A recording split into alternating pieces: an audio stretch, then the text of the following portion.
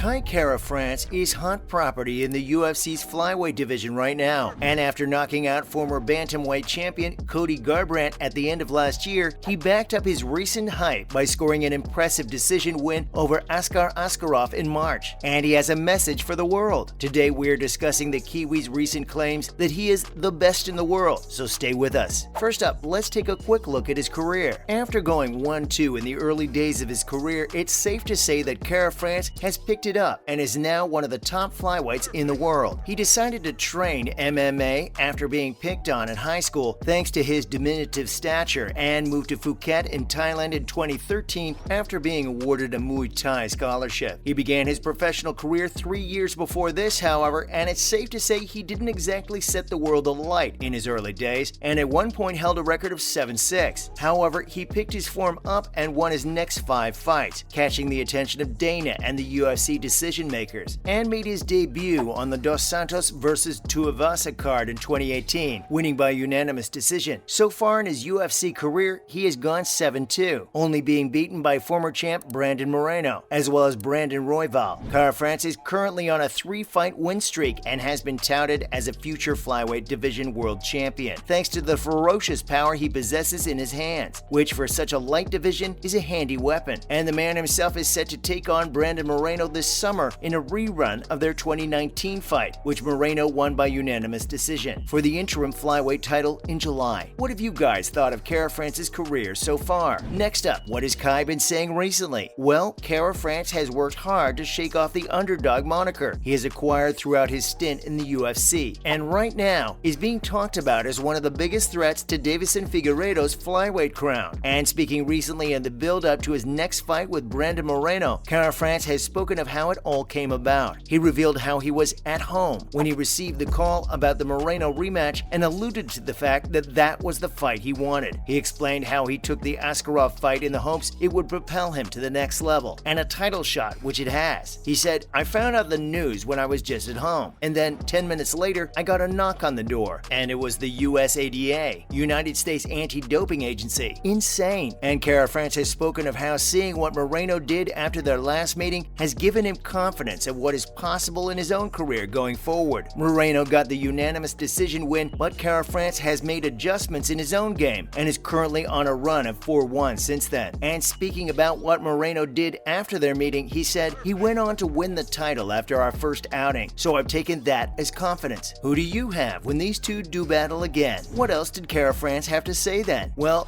giving Moreno props for what he did in the fights against current champ Figueiredo, Kai commented on how well Moreno adjusts to situations, saying, "He got caught with a few big punches, but always finds a way to stay in the fight and come back stronger." And the Kiwi brawler went on to discuss his own improvements, crediting his gym and training partners for where he is today. He gave full credit to head coach Eugene Behrman, explaining that he has created an atmosphere in the gym that is so good you can just feel it in the air. And Kara France, somewhat out of character, went on to tell the MMA world that he knows he is the best in the world, before saying, "I just gotta go out there and prove it." He went on to say, "I'm not going to second guess myself. I know he's going to be tough. I expect that. So I've just got to prepare the best I can. I'll put everything into it and we'll settle it when we get in there." And Kara France's rise is typical of the MMA scene in Australasia right now, which boasts 2 current champions in Israel Adesanya and Alexander Volkanovski, as well as former middleweight king Robert Whittaker. And should he get past Moreno, we can probably bank on a title fight next time out. And he has promised to go looking for the highlight reel finish. We can't wait. Alexandre Pantoja has had his say on Kara France's next bout next. Stay tuned. Brazilian scrapper Alexandre Pantoja, who shares the number 3 ranked position with Askar Askarov, has suggested that he should be in the title picture in the UFC's flyweight division. He has won his past 2 fights, which he believes is enough to have propelled him into interim title contention, which is being contested between Kara France and Brandon Moreno, thanks to Deiveson Figueiredo's injury absence. And speaking recently, Pantoja explained that he was upset he wasn't recognized by the UFC, and even went as far as to claim that thanks to beating both Kara France and Moreno inside a week on The Ultimate Fighter, he should have been given the opportunity. He might have a legitimate complaint at being overlooked. However, the interim challengers are both ahead of Pantoja in the rankings, so it makes sense, especially for Moreno, who has competed for the title in his past 3 fights, shocking the world and dethroning Figgy Figgy in their second meeting. And Garbrandt is, of course, no slouch either. After starching Cody Garbrandt, he followed that up with a sensational performance against Askarov, but Pantoja had suggested that he is ultimately in a good place, saying, "It's been a while, but nothing changes that, and the brunette must still have nightmares of his last fight with me. But being very honest, I am very happy with my division. The boys are doing a great job, but I have what no other fighter has, something that when the cage is locked, you can feel." Next up, Figueiredo has made his feelings known about the interim title. As we know, Figgy is currently sidelined and won't compete for the foreseeable future, so the UFC have gone ahead and sanctioned an interim fight. It is thought he still has issues with both hands, but that hasn't stopped him using his mouth to announce his disdain for the interim title fight. He said, "I'm very upset, and I'll send the UFC all the exams I have that prove my injury because I've heard that they haven't received these documents." I mean, it doesn't really matter, as he is not able to fight, so the UFC had to act and sanction an interim bout. However, some people have suggested he isn't really injured and wants to take some time out after 3 grueling fights with Brandon Moreno. But the man with the best nickname in all of MMA, Figgy Smalls, has also said, "I think there was some miscommunication. The UFC was supposed to get these documents that prove my injury, but from what I've heard, the UFC hasn't received it. They could have reached out to me to know if I was okay instead of booking a fight for an interim belt." Oh dear. And Figgy has also suggested the UFC owe him after he was there for them to save a main event and performed the quickest turnaround in the history of the UFC, before claiming he is getting ripped off. And he has even suggested he is so upset that he could leave the division entirely. Wow. And finally, some John Dodson news. Dodson, who twice fought for the UFC flyweight title against Demetrius Johnson back in the day, appears to have called time on his MMA career after signing with Bare Knuckle FC. The former challenger will remove the gloves and is thought to be ready to make his debut in August, when the promotion will be making a stop in the 37-year-old fighter's hometown of Albuquerque, New Mexico. BKFC has become more and more popular in recent years, and along with Dodson, have recently signed his old enemy, Jimmy Rivera, who beat Dodson back in 2018. The pair joined the likes of Chris Levin, Kendall Grove, and Artem Lobov,